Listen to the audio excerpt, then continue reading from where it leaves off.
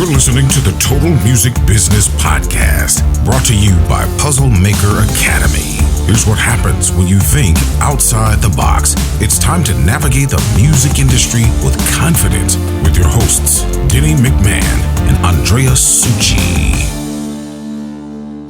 Welcome to episode 10 of the Total Music Business Podcast. I am one half of your host, Andrea Succi, and I have you here, your other host half, Danny McMahon. Danny, how's it going? I'm good, dude. We're all Christmased out. I know, it's 2022. It's mad, isn't it? God, how did that happen? I remember when we were starting this, sort of like, it was what we were on episode. You literally just said 10. Episode 10, milestone.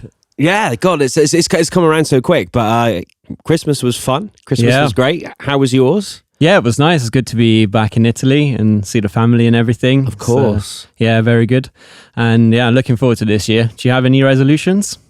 Just to play the world. Yeah. So it feels like we're sort of just about getting there, to be honest, and just go out and play as many places as we can. Obviously, we want to go back to the States at least twice. Yep, absolutely. I think we booked ourselves a little trip, haven't we? Ooh, dot. Yeah.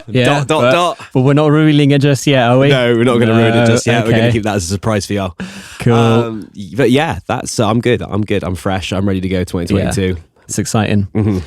Yeah, man. Yeah, let's then get into our release recommendations. So these are any songs that you guys can check out that we've been checking out over the last month or so.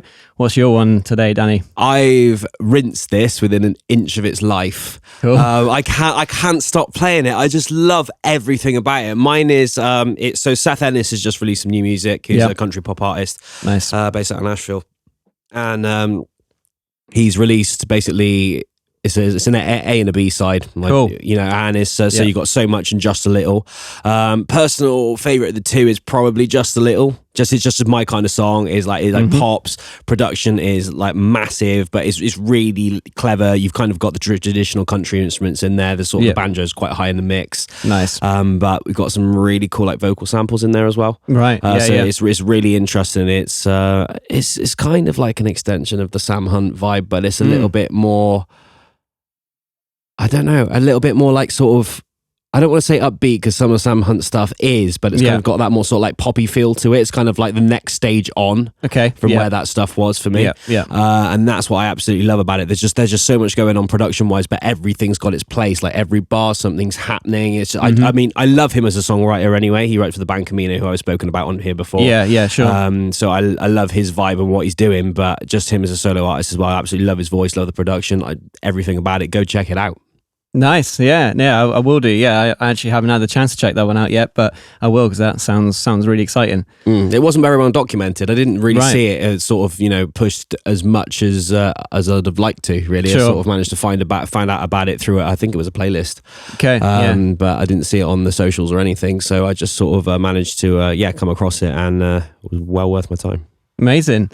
My one's not super new. It's relatively new though. It's Jason Aldean's Small Town Small from his latest album, Macon. We might ask our guest to confirm that for us. Yeah, I know it's a town. Right, okay. I read that it's a town, but I'm not sure how to pronounce it. Anyway, it's his latest album, came out in November.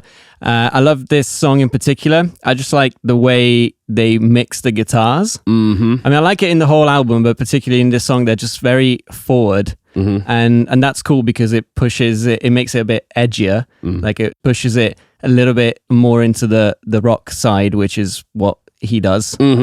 But still, the album's not as rocky as his previous one. Right. So it keeps the sound consistent by bringing the guitars out, but then overall it's I think fundamentally those last two records are just a lot more realised production-wise, which was always my bug. I love his voice. I adore his voice. I think he's an incredible voice. And I love the songs, but the production, it was a band in a room, wasn't it, really? Yeah, exactly. The old school, it was very much there to be played live. That was very much the vibe I got. But the last two actually feel like produced. they've produced. It's been taken to town in the studio a little bit, which is really nice and refreshing to hear. Yeah, absolutely. So I really liked it, and particularly this song. So I encourage you guys to go and check it out. But yeah, I think it might be time to bring our guest on, and if you'd like to do that. Absolutely. So I'm really excited to have this guest on.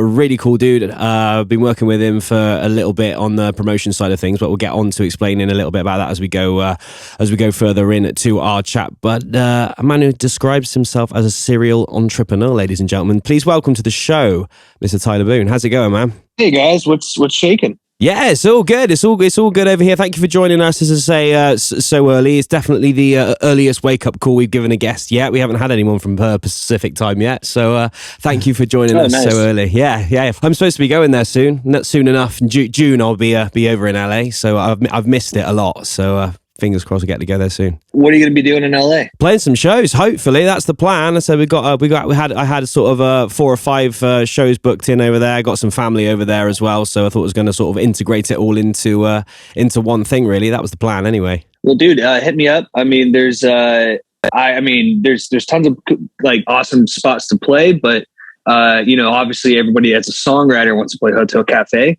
Yeah. And so Hotel Cafe Monday nights are easy to get on. It's like a new faces night thing. And then the second stage is like a 90 cap room. And that's the one to get into. If you could sell a ton of tickets and you could play the main room. Yeah. But if not, they will always book someone new on the second stage. So if you need some help with that, man, just give a holler. Oh, there you go, kids. That's a perfect example of working the music industry. I think I'm doing a podcast and book myself a gig in LA. That's it. Thank you. Love that. I'll be there waiting to collect and take my 10%. Absolutely, mate. Absolutely. Along with everybody else, eh?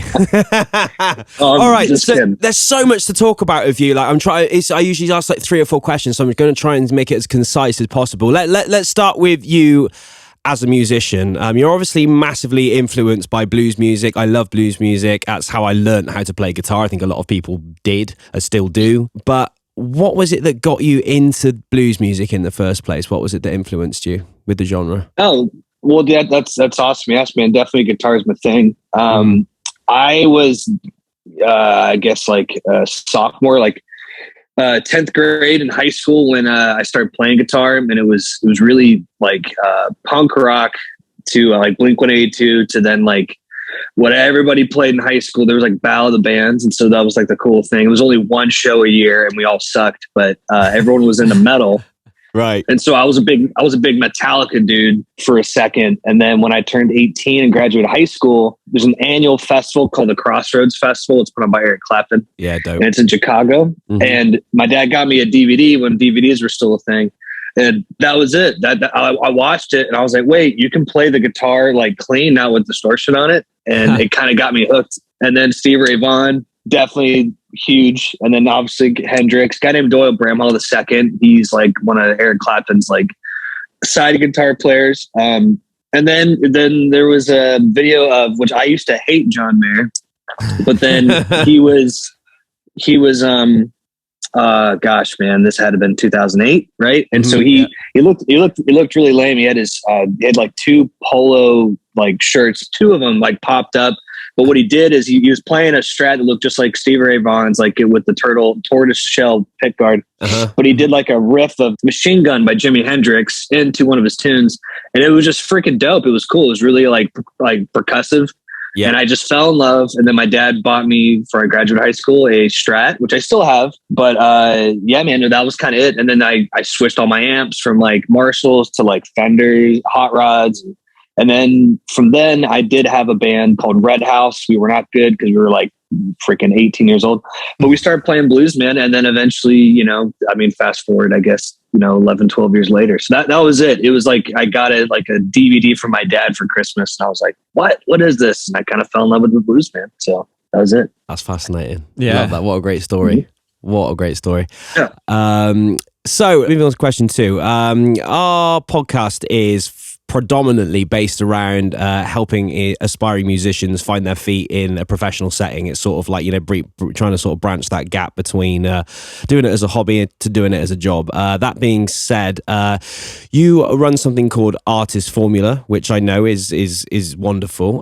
Can you tell our artists in particular that listen here, what is it that Artist Formula does, and what services does it provide, and what are the potential benefits of it? Yeah, so Artist Formula is the label services company. It's now turned to a huge beast because I think because how transparent we are with the things we do, and how out there, a lot of people charge a lot of money for certain things. Well, there's like traditional PR companies, right, where you hire them, and which I've hired them before too, where they'll be like, hey man, you got to give us a 3-month retainer, and every month is $3,000, and we're going to do this for you.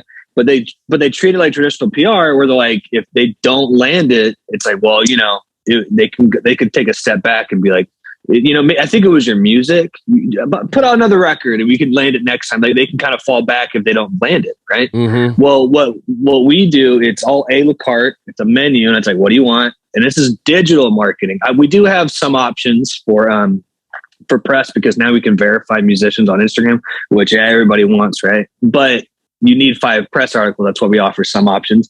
But what I'm getting at is what we offer is like, if you pay for streaming, right? Well, it's not like, obviously there's bots and there's bad stuff out there, right? Well, we tell people we do it through social ads, and we also teach a course. I do it all the time, like usually every week, where I teach artists all across the world. Like, this is how we make our playlist, because so first of all, and I'll go down it, but like Spotify, like one of the biggest ones, we make playlists with social ads. And actually one of our our partner companies is actually, they're from the Netherlands, and they taught me years ago how to do it. And so they own some of the biggest playlists, but they're from Europe. So they do a lot of EDM and electronic music.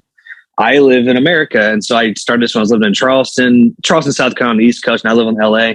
And so, I got like pop lists, rock lists, I have a country list. But what we do is we make it with social ads, right? And so we're just very transparent what we do. And so that's how we do it. We spend like between $100 and $200 a day, which is freaking wild that I say that, because I used to be like a broke musician kid. But if we turn off the ads, the service goes away, because it's not about, hey, my playlist has 50,000 followers on it. It's that new people come to it every day and keep listening to it. And that's how you keep the monthly listeners up, right? Yeah. And so then all the time, by the way, we do have ours. I slow down today. I'm like, hey man, like, it's a real playlist. I have to make adjustments to it sometimes. And by the way, too, I can get super into this, but the way that stuff works is it's got to be super curated, and it's got to be really famous music in it. And sometimes if the list has been sitting out too long with the same famous song, the first song on the top has to be extremely famous. And if it kind of gets a little old, you got to change it. It's just a lot of maintenance is what I'm getting at. But we do the Spotify thing. We do verification. We do Instagram growth. We do offer some non-verified stuff, which is great. It's like called a DM method, but it's the program that's way better is if I could verify you, I put you on a thing called story viewing, which I'm also on, which I tell people about all the time. Is I go out and watch stories all day. I go watch the stories of the followers of the accounts I want to be related to. And everybody uses, I'm sure you guys have noticed, you swipe up, you see like a verified profile watching you. Everybody uses these programs. It's a program. It's not them looking, but you freak out and you go, oh my God, who's this verified profile? And you can usually follow them. And so we have that, which is a big part of our business. And it's such a great tool. Because my opinion, man, with all this stuff you guys are talking about music business, if you have the best distribution deal that can take care of your stuff and hopefully pitch you the stuff, and they're tracking your stuff worldwide. And number 2, the best label services. Like, you kind of don't need a label. Obviously you want the funding, but like if you can grow your social media and you have good music, you can kind of land it on your own. But other than that, we have YouTube. We do have music distribution. We are able to pitch to all the editorials of the stores, which is like the official playlist for Spotify, Apple, Pandora, Tidal, all that good stuff. And then we also do label advances. So if you can show that you've had revenue for the past 6 months, we could pitch you to another company that can actually like give you like money. So but there's no label services within that deal. They just give you cash, and if you want to pay your rent with it, you can do whatever you want with it. You don't have to make a record. But they do incentivize you to keep releasing music. And as you release more music, they give you more money as well. So it's cool. So that's basically it, man. That was a mouthful. Yeah, no, it's exactly what I want the guys to hear, as I say. And, obviously it's just, really, really exciting as an artist when you're starting out to be able to hear those things and understand those. I think that's half of it, especially for the guys who are starting out, is actually understanding how that works. Obviously we talk about it in the course a little bit, but this is almost like a further extension of Exactly. that and putting it into, you know, real world terms. Yeah. And understanding that those things are actually achievable. That's what I loved about what I saw from what you guys were doing. You know, it made those things for, you know, that achievable for the small man, which is great, and you know, gives you a wider understanding. And as you just were there, you know, so transparent about it, and I think that makes, you know, us musicians feel a lot more relaxed. And you know, we've all paid loads of money for PR campaigns in the past, you know, traditional PR campaigns that haven't quite worked out, and suddenly you just go,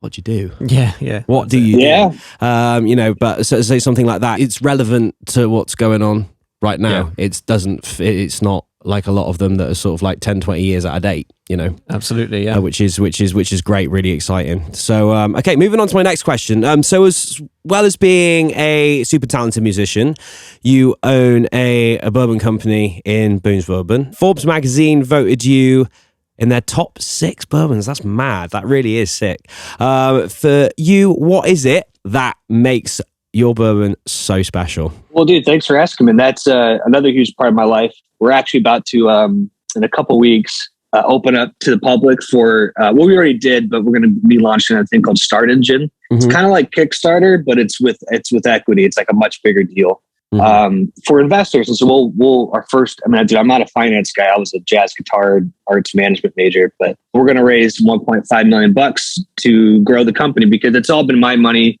And I'm tired of dumping all my money into it. Yeah.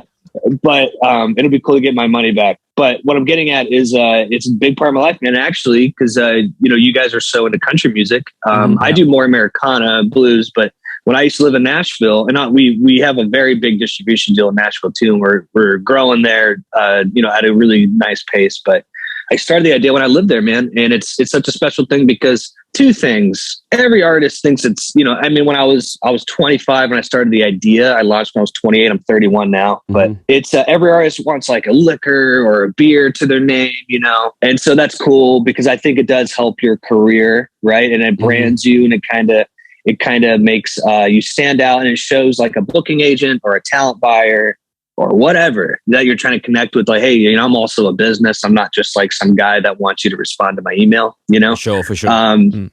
So that kind of legitimizes you a little bit, I guess. But also the other part is like a lot of those brands, they call them, and I'm not, you know, we're not that big yet. And even me as an artist, I'm not that big yet. But they put us in a category called celebrity categories, right? Because it's attached to like someone's name. And so a lot of times, and I used to work food and bev for years, especially in college. And then when I lived in Nashville, I had like, at one point, dude, I had like 6 part-time jobs. It was crazy, but whatever, I was hustling. And I worked at bars and stuff, right? And so when you pitch one of these things, and what we do is obviously my name's attached to it. It's always comes to like, we do a lot of music stuff with it. But we also want this to be like what in the States they call it food and bev, like F&B, where it's a term where it's like, this is actually a bourbon that is like, you know, we crafted it. It's special. It's about the bourbon, not about like, hey, I'm Jason Aldean and he's got like some like buzz beer energy drink. You know what I mean? Like it's not. That's kind of lame. You know what I mean? Like you want it to be something that stands out. You know what I mean? And so, and I'm not hating on Jason Aldean. I'm just saying like people have all these country artists, they'll start a vodka. Like Darius Rucker, great example. He's awesome. I used to do a lot of shows in Charleston because he's from Charleston. I used to do a lot of shows with Ooh the Blowfish. And then I was really good friends with Mark Bryan, the guitar player. He's got a whiskey, right? And you know, his team knows it because his managers reached out to me before. Was like, hey, how you guys doing that? Some people just, they put a label on it and they put it out in the market and they don't really treat it like a food and bev thing. They treat it more like a music thing. Yeah. And the people that are actually bourbon whiskey fans, they're like, all right, cool. What's in it? Right. And if you're just sourcing it, if you're just kind of putting in like a cheap whiskey, a lot of them do the flavored thing. They'll put a pecan thing in there or like a fireball, spicy cinnamon thing. Yeah. Ours is a bourbon, right? And I'll wrap it up here. So bourbon's a whiskey. Whiskey's not a bourbon, right? So ours is a bourbon, and this is what a bourbon is. For anyone who doesn't know, it has to be made in America. It has to be in a brand new American white oak charred barrel, right? So the first time you use that brand new American white oak charred barrel, and it sits there, it has to sit there for 6 months, and it's got to be a majority corn. That's what a bourbon is. But the second time you use that barrel, it's now a whiskey, right? So that's what makes it special, right? And so that's what bourbon fans love. Like, oh wait, this is a bourbon. And it, really it's about marketing. It's like, this is a bourbon, but really it does taste different. It tastes better, in my opinion, because it's also aged. Like a Jack Daniel, that's a whiskey, right? Yeah. Which whatever, man. If I'm out drinking, like give me a Jack Daniels and Coke, like it's fine. But if you want to go to a bourbon tasting, there's a whole talk about it, right? And so we have a different mash bill too. So a mash bill is what's in it. Bourbon, you can't add sugar, right? So it's straight out of the barrel what ours is. So ours is 75 corn. So that's where you get the sweetness. 21 rye. I don't know if you guys have had Bullet Rye. It's a good example. It's spicier, right? And so there's a little spice to it. And then 4% barley is what we end it with. So it's got like a vanilla nutty tone at the end of it. And so that's our mash bill. And then here's the other part that where we stand out a lot is it's a high cash strength proof. Cash strength, another marketing term, right? But what that means is when we open up the barrel, what a lot of people do is they proof it down because a lot of people don't like, a lot of people do like to drink high proof. I do, but some people don't, right? And so most stuff like Jameson is 80 proof, 40% ABV. We're 58.5. We're 117. So if you do the math, we're basically like a shot and a half, and we'll really get you drunk really quick. Happy days. There you go. Right? Like three. What's so funny because it's aged too, right? So like 3 cocktails in at like an event or something. People don't realize how hot it is because it's in a cocktail. They'll be like totally smashed. It's really funny. People are like, I'm drunk. You're like, yeah, dude, you had some Boone's bourbon. But that's our ABV is that high, right? Yeah. But it's aged, so people don't necessarily do it. And I'll give you a really cool thing that we do. We have technology involved with this too. But our price point for a 750 in the UK, we're trying to get in the UK. There's Americana festival that I was supposed to play last year, and we were going to bring it in. But in the UK, by the way, you guys mainly Europe, all of Europe, is you guys sell bottles in 700 milliliters. Yeah. In the United States, we're 750. And so that's a whole other thing too. So like the day we do it, we're going to have to buy a whole bunch of glass just for Europe. But anyway, our price point is like $40. And so most of the time a high proof is like 60. And we did that on purpose so we can kind of, go in the marketplace and be like, hey, we're $40. Because if you've never seen us before and we're $60, you're like, I don't want to spend $60. But if you're like $39, you're like, oh, word, I can try that out. Yeah, that's clever. And so we do that. Yeah. And then here's the cool thing, which most brands do this. But a lot of them don't disclose it because they don't want to. But we're super transparent because, we didn't have any funding. It's been all credit cards and loans up until this point. And what we do is this is really dope. And so we fast age it, right? So we have characteristics both of a young and an old in our bourbon. And so ours is about 6 months to a year that we get, right? And so that's a young bourbon. It's pretty green looking. And what we do, and a lot of brands do this because this is where it makes sense. If you go all across the States and you see the same brand at every liquor store and every bar, that's like a very popular brand. That's a business, right? But also you're like, wait, how do they have that many barrels? Because it's got to be aged, right? Well, they don't. And so they fast age it. And so it's technology. It's wild, man. So you take the juice, they call it, the bourbon, you dump it in a big like vat into a warehouse, and they have like this big like metal thing that like goes into it, like this big opening thing, and it blasts oxygen into it. And it's just technology. They know how long to do it. And what it does, and then this last part, they take the burnt staves of the barrel, right? Because what it does, it replicates, like in Kentucky, like you guys have been to Nashville, I'm sure. Yeah. It gets really hot there and it gets very cold there. And so it replicates it going in outside of the barrel because during the winters during the winters it gets cold and it gets together.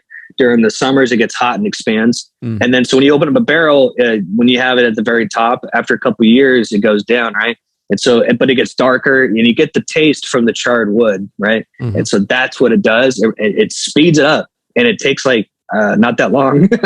And so we go from a year to 7 years. So within our bottle, we have characters both of a young and an old.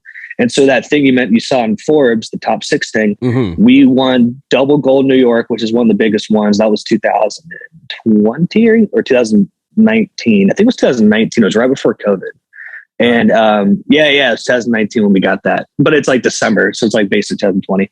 And Forbes then named us top 6 in the world. And it's funny, man, and we've learned a lot, right? No one taught us how to do this. Is you have to do those award things, And so it's very political. It's like, it's like if Danny, if you won a Grammy, all of a sudden you're still the same artist, right? Oh yeah, but if you won, but if you won an award, now you're like The Weeknd. You know what I mean? It's all about that. You know what I mean? Like all of a sudden everyone's got eyes on you, right? And so we're still the same. We're the same brand, right? But we won this award, and then all these buyers are like, that would always like, nah, you guys are too small.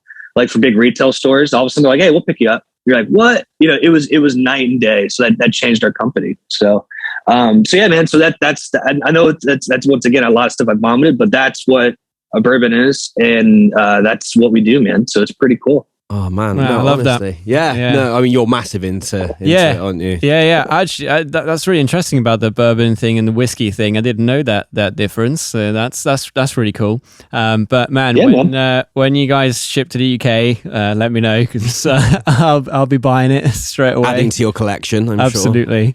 Absolutely, I've got to try it. Yeah, I love that. Well, killer, man. All right, so finally, you're what I would sort of consider a perfect example of the modern day entrepreneur in the music industry. For the guys listening and who are sort of just starting out with sort of like taking on this this business entrepreneurial mindset to their music, or just in general, to be quite honest, what would be your best piece of advice for them listening in? I guess if you're starting out, like play as many gigs as possible when you first start out. You know, there's an artist I was talking to yesterday, and actually in Nashville. And you know, a lot of them are like, "Well, I only sing," you know, and I'm like, "Well, you need to have." In my opinion, like you should play an instrument, right? Especially if you're going to be a song, like the music that you guys play and I play. Like, you know, if you're like a songwriter that's an artist, right? You know, so get better at your instrument, whether it's piano or guitar. Usually it's probably just a guitar. And then like I was a horrible singer. I'm still not the best, but I can definitely now carry a tune. But it was because when I started out, I was playing gigs all the time. And then when I got a little older through college, that's how I paid. Eventually I was full-time musician for years. I was touring all the time. And then when I was in Charleston, South Carolina, Nashville, by the way, it's two separate beasts. In Charleston, South Carolina, you can do cover gigs all the time. All the time, dude. I was doing them. I was doing like 7 a week, every week. So I was hustling. Wow. Just starting Artist Forma, just starting the band. That's how I was funding it, and I was making a pretty good living. And I was freaking exhausted with all my other buddies that did it too. Like we didn't have a job. We had a job, you know. So we were hanging out way too much. But we were definitely. I call it the Peter Pan syndrome. Like, you know, and I had to leave. That's why I moved to Nashville. And then eventually I came back, started the bands, and I was like, I got to leave again. So I started doing the cover gig thing again. And it was great experience because eventually I'm like, dude, I can play, you know, but eventually that's not your goal, is to be the guy playing Ain't No Sunshine at brunch on Sundays. Right. Your goal is to be that artist. And so, play as much as you can.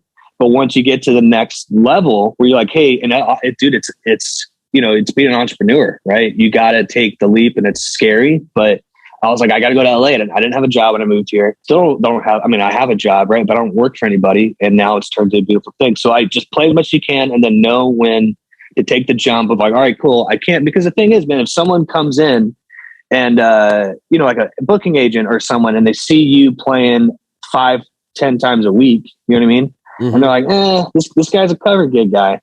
You know what I mean? If you can take the distinction of like, no, I sell tickets, and I did 200 tickets last week at the Rock Club in this city, and you know what I mean? Like, there's a difference, you know? Yeah, definitely.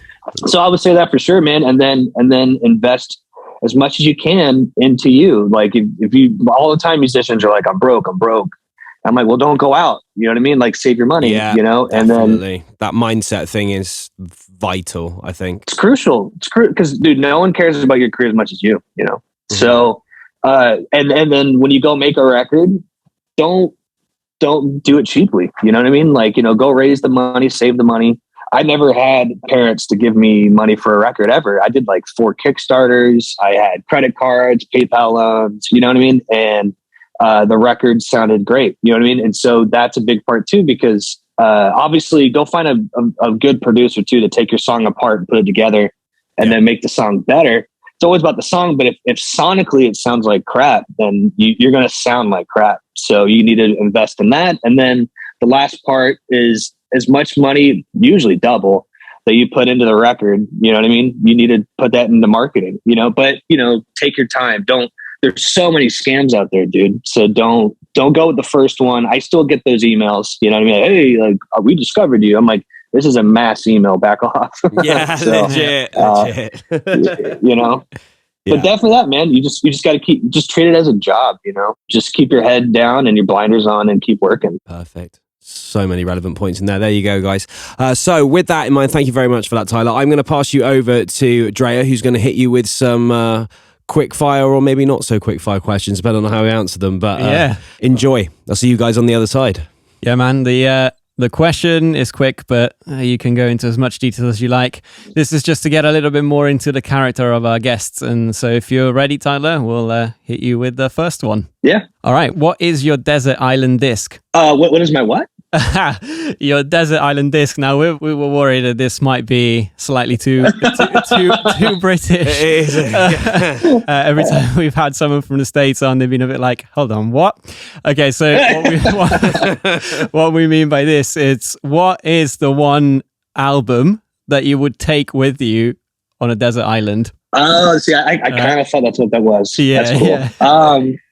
You know, it's always cool to go back to a record that always reminds you of time when you were young. Yeah.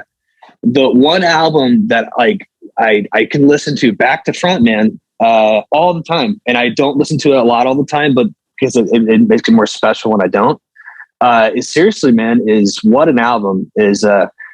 Continuum, John Mayer, dude, Yes. because that was a marriage of like pop and blues, you know. Absolutely. And dude, that record just stacks up, man. Sonically, there's so much space in that thing too, so I love it. So that one. Yeah, no, absolutely. It's one of my favorites. It's such a great album. I just keep coming back to it every time, and it just never gets old. It's just classic, really. Got the tattoo to prove man. it. Oh yeah, I do. Yeah, I do have some lyrics from Believe tattooed on my arm. So Oh, dude, Belief. Yeah, dude, that Belief. the song's dope, man. That's definitely my favorite track on that album. Yeah, nice. Yeah, absolutely. It's such a great song. But yeah, amazing. Well, next one is, what is the last song you listened to? And by that I mean, if you open up whatever you use to stream your music, Spotify, Apple Music, whatever, what's the last song that you listened to on there? Dude, I'm on my Spotify right now. Let's see what did I just listen to? Dude, so there's this band called Amarosa. I think they're from LA. Okay. And the album's called Peach Club. They popped up on like a daily mix, and the song's called Given Up. And it's not like punk rock. It's in the punk rock, pop punk, like daily mix. Yep. But it's just like big production, huge keyboards. The guitars are super lush sounding. Check it out. Amarosa, Given Up. I swear to the cover art's super dope looking. It's very like hipster indie, but it's not like, you know, when you listen to like a hipster album and you're like, all right, dude, like enough reverb, you know what I mean? Like, Absolutely. Yeah, totally get you on that one. it's not super down that road. You know what I mean? So that, and you know what? Just because I love this guy, and I'm sure you guys have heard of him, but maybe not. But he's really big in the Nashville world. But he's an artist himself. He's from Canada. Donovan Woods. You ever heard of that guy? Yeah, I have. Yes. So he has a lot of big cuts with big country artists, but his music is incredible. I actually got to open up for him in 2018 in Atlanta, Georgia, at Eddie's Attic, which maybe you guys have played there. That's like the songwriter room. Donovan Woods, man. So yeah, Amarosa and Donovan Woods, killer stuff. Cool. There we go. So there's 2 more release recommendations that we're going to add to this month. There we go. And we've got to all check them out. Amazing. The next one is, what is the very first concert you attended? I was in 8th grade, and my mom, I was super excited because I was like, oh my God, live music. It was me, my twin brother, mom and dad. And it was Jewel, and she was solo. She yodels and stuff. But the guy that opened up is what I got like super attached to for a second, because he was like a songwriter. He was up there doing it just acoustic. And you might remember him from years ago. His name is Ryan Cabrera. Yeah. And he was really big. He was like MTV and all that stuff, you know. All right. But he was out there, and his records are really produced, right? But it was just cool, man. It's just like, I never saw a dude, or a girl, which, Jewel was cool too, but he was just like, he was younger, right? And I could relate more to him. Yeah. And so being in 8th grade, that was cool because I was like, who, what? Like, you could do that? And then he was really, after the show, he was like really cool. Like, oh, you can play music? And I'm like, 8th grade, I'm about to like, pass out because I met someone at a concert. But that was my first show, man. It was cool. Nice. Yeah, that's a good one. Okay, next one. You're all about bourbon, but what's your favorite Scotch? So good question. So, and I am, this is what I think about drinking, right? When someone comes to you, like, you got to drink this brand, or you don't drink that, it's like, it's all in perspective of what you dig. Right. Mm-hmm. Yeah. And so, and I'll bring this to another spirit. So like mezcal, right? Yeah. So mezcal is it's like a smokier version of tequila, right? It's also a special version. Like mezcal is a tequila, tequila's out of mezcal. Well, with bourbon, it's sweeter, right? With Scotch, it's got more of that peaty, smoky tone to it. Mm-hmm. And so I'm diving more into it. And obviously, I don't know too much about it, but the one that I always drink is usually Macallan. Yes. Or Glenlivet. But see, I sound like a novice in it because I know there's much cooler ones out there. So I'm making that kind of like a resolution to add more scotches to my there's another one. It's called Kilcolman. Have you heard of that one? Yes, I have. Yeah. So our distributor in California, that's the one brand that they're always pushing. That's a Scotch. Yeah. And our San Diego rep got me into it, and I was like, man, this was like months ago. I was like, I don't really like Scotch. I'm trying to get into it. And that one was dope, man. And I find it everywhere. And I'm like, wow, this is a great product. I think it's like the 12 or 15 year. And the bottle's dope looking too. So yeah, Kilcolman. I take back the other two. Kilcolman for sure. Okay, cool. Nice. Yeah, I haven't tried that one yet, actually. I've heard of it. I've got to hit my mate Jay up. I'm sure he's got it. Yeah, he's all like, what's the Japanese one you guys go mad for? Oh, it's Miyajikyo is the one we've recently discovered. Yeah, Japanese ones. I don't know if Tyler, if you've tried many Japanese whiskeys, but they're special as well. So if you look into it, Japanese whiskeys win every year. And so the culture there for bourbon whiskey is insane. Like just YouTube it. Like they all dress up like old fashioned bartenders with the mustache, all, waxed up and stuff. It's wild over there.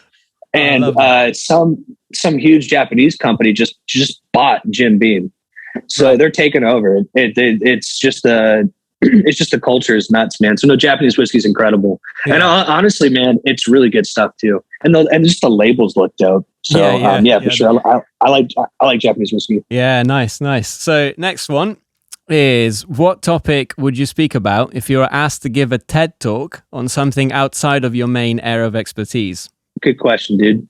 I think something I'm making myself more aware of is I didn't really think I was an entrepreneur until a couple years ago. I was like, oh, I guess that's what I'm doing. And that's the thing too. When someone goes, I think I want to be an entrepreneur, then you definitely are. It's just something that's kind of like built into you. Like being a songwriter, like that's what I'm doing, right? And so what I'm trying to bring into is more of a work balance. Because if not, dude, I will work. I mean, I got up at 7 today, and I usually do, but I went to bed. I did it again last night. I'm like, don't do this. I went to bed at like 2. And so because I work all the time, just because I always have so much to do, and I get like 300 emails a day. And so I'm just like, go, and just doing it, right? Which is not a complaint thing, because the businesses are very successful, but that's not a healthy lifestyle. So that's just not good for you, man. I'm 31, and I can tell that I'm starting to feel the effects of that, right? Sure. And so if I was to give a TED talk about it, it'd be like, don't feel bad about I got to get this done. And I've heard that from other entrepreneurs too that are like musicians. Where like you got the business, and then you got the gig, and then you got to go write the song, and then you got to it's just, you're doing so much, man. And so a lot of them get sick, and I got sick a lot last year, and I got sick twice recently, and it was my fault, and I knew I was gonna get sick. And all the time, my friends are like, "Dude, you're really sick." And I'm like, "Yeah, it's because I work all the time. I don't sleep enough." And so I would give a talk about like I'm not an expert at it yet, but I'm always studying every day. Like, hey, like you need to dude, like take an hour lunch for break and go for a walk and go exercise and eat good food, and don't always eat like, just a burger, which I don't actually. I'm pretty much vegetarian now, but yeah, man, stuff like that. Like that's also important to your, like, if you think about it this way, and I guess I'll finish with this. Like if you're working 15 hours a day, but you're actually not working that much. If you focus and do it for like 8 hours, and then you enjoy the rest of your day with your friends or your family or your girlfriend or whatever, right? And have a normal lifestyle, you're going to be a much better, happier person. So, man, yeah, absolutely. That's super, super important. It actually leads me on to the next one, which is, you're a busy man between your artist career, Boone's Bourbon, and artist formula. You have a lot on your plate, like you just said. So, you've already covered this a little bit, but what's your strategy for staying on top of things? Do you have a personal routine that you like to stick to? So I'm always trying to mix that up. And so what I'm doing now is one day is artist formula. The next is I'm trying to finish a record, is I write music. And then the next day is Boone's Bourbon. And then do that. And then I did work on Sunday. I used to work 7 days a week with all this stuff because I just did. And I'm like, no, enjoy your weekend. Right. Absolutely. Yeah. And so, but I did start working on Sunday because I was just trying to get a head start for 2022. But man, I try to make every day different. It also makes it more exciting, where it's not the same thing all the time. Yeah. Just doing that. I think it's that's kind of cool. Doing something different every day, I think is cool that you too and myself get to do, man. So I think that's cool. Yeah, definitely. Yeah. So next one is, when you think of the word successful, who is the first person that comes to mind and why? I'm not trying to sound cliche, but I'm super into him at the moment. Yeah. Obviously everybody is. But I've been into him for a long time, but I'm like, I got about to get his book, Elon Musk.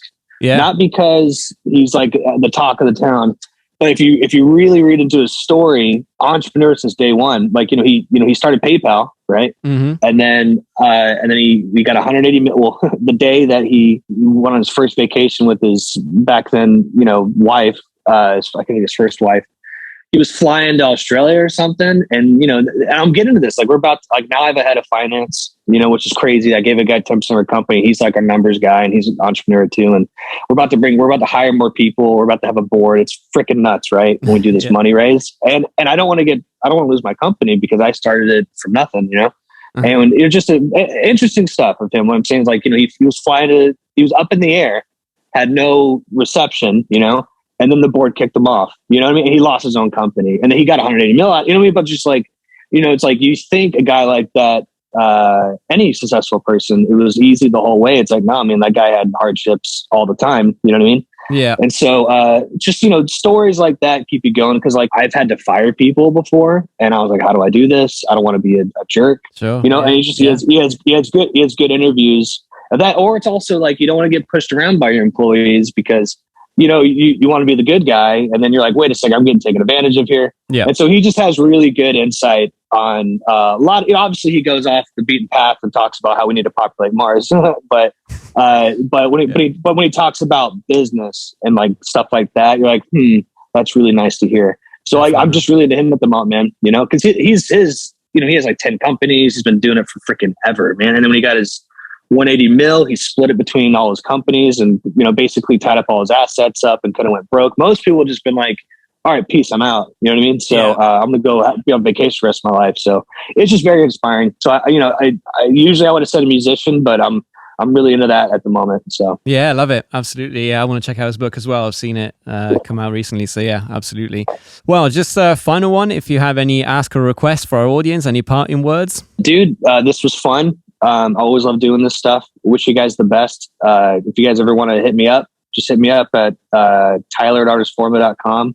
And obviously whoever's listening, I'm talking about you guys.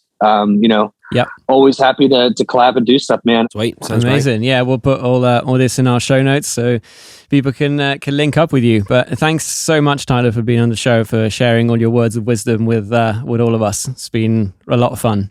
Awesome. Well, thanks so much, guys. You have a good rest of your day. And Danny, holler when you're in LA, man. Will do, bro. Look forward to seeing you there. Awesome. Thanks, guys. Just a final reminder for our listeners about our online course, The Modern Artist Pathway. It covers all aspects of being a professional artist, from setting up and successfully monetizing your business, to branding, to releasing your music, to personal and professional development tips and tricks, and with music industry advice too. For more info and to enroll, head to puzzlemakeracademy.thinkific.com. That's puzzlemakeracademy.thinkific.com, or just tap on the link in the show notes.